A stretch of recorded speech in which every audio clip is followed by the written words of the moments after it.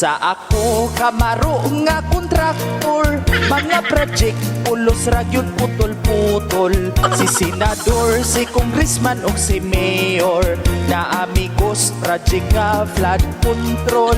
Hangtod karon wala pagyud makita, kisigihan na lang sila og baha. Kay ang kwarta gitagura naana sa kontraktor nga bulsa.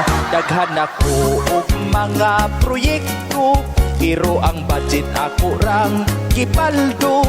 Nikalit lang ko og kabilyonaryo, sa una kargadura intawog simento. Pero karon dato na kaayo, nakapalit na og daghan nga auto. Kung saon man nang warta lang, mga project wala gyoy human-human.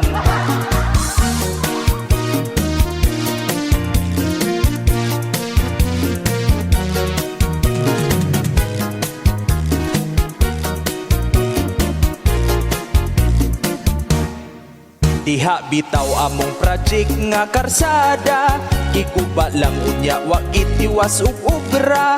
Mga tarong maoy amo ang gubon, ug ang guba dili hinuon ayuhon. Ang budget nga gikan pa sa senador, moagi sa congressman ug sa mayor. Kuhaan pa sa kontraktor, unya kuhaan pagyud sa mga labor.